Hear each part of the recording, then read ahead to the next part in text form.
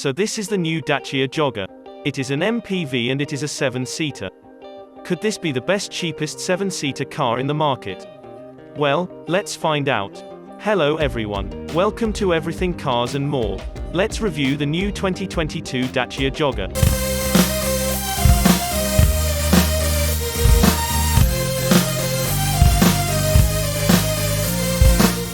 So, the design may look very familiar to one other Dacia car. This is because this car is based on the Dacia Sandero stepway that I reviewed last year. This means you get a modern design with the Y-shaped LED daytime running lights and LED headlights. These headlights are connected by the grille. Lower down we have a central air vent that is surrounded by black cladding, and next to that we have big plastic bumper protector things that house some bits of chrome and the fog lights. Moving round to the side, we have a mixture of design elements from the Dacia Sandero stepway and the Dacia Duster. To start with, we have some plastic cladding along the side and some vinyl stickers along the door to make it look more off-roader-like. We also have a vertical vinyl sticker to make it look like the Dacia Duster. One thing I do like though is that the rear windows for the third row seats do pop out. Also, one other thing is that the rear doors are higher than the front doors. This is because the front doors are taken straight from the Dacia Sandero to make this car cheaper.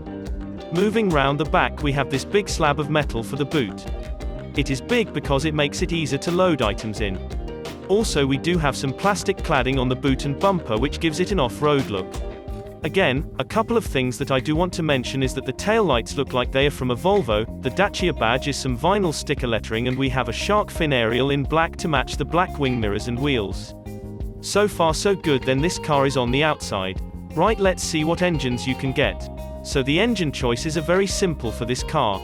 You can only get a 1-litre petrol engine that produces 110 horsepower and can do 0 to 62 miles per hour in 11.2 seconds.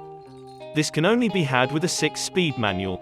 To be honest though, this engine is not that bad and it will get you to where you need to go, and for the price of just £14,995 there is really nothing to argue about. What I will say though is that there will be a hybrid model coming next year. Right, let's have a look at the interior. So, on the inside it may come as no surprise that the inside is identical to the Dacia Sandero. This means you get a simple but functional dashboard with a tablet-like infotainment system that is okay to use. It does what you need it to do. You also get analog dials for your instrument cluster and physical climate control knobs.